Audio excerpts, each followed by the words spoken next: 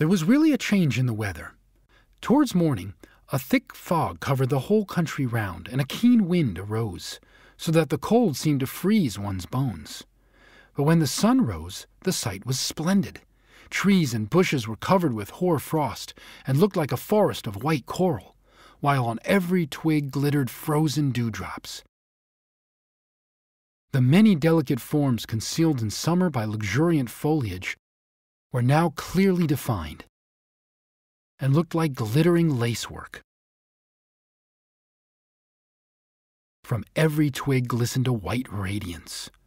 The birch, waving in the wind, looked full of life, like trees in summer, and its appearance was wondrously beautiful.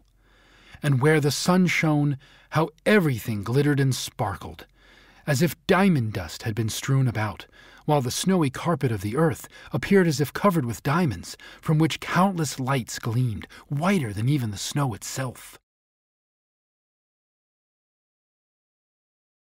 "This is really beautiful," said a young girl who had come into the garden with a young man, and they both stood still near the SnowMan and contemplated the glittering scene. "Summer cannot show a more beautiful sight," she exclaimed, while her eyes sparkled. "And we can't have such a fellow as this in the summertime," replied the young man, pointing to the SnowMan. "He is capital." The girl laughed, and nodded at the SnowMan, and then tripped away over the snow with her friend. The snow creaked and crackled beneath her feet, as if she had been treading on starch. "Who are these two?" asked the SnowMan of the yard dog. "You've been here longer than I have. Do you know them?" "Of course I know them," replied the yard dog. "She has stroked my back many times, and he's given me a bone of meat. I never bite those two." "But what are they?" asked the SnowMan. "They're lovers," he replied. "They'll go and live in the same kennel by and by and gnaw at the same bone. Away, away." "Are they the same kind of beings as you and I?" asked the SnowMan. "Well, they belong to the same master," retorted the yard dog. "Certainly people who were only born yesterday know very little. I can see that in you. I have age and experience. I know everyone here in the house, and I know there was once a time when I did not lie out here in the cold, fastened to a chain. Away, away." "The cold is delightful," said the SnowMan. "But do tell me.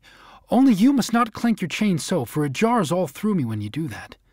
"Away, away," barked the dog. "I'll tell you.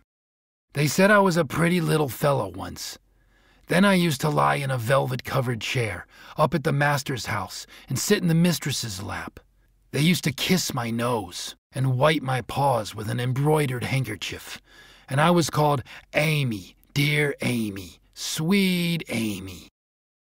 But after a while, I grew too big for them, and they sent me away to the housekeeper's room. So I came to live on the lower story,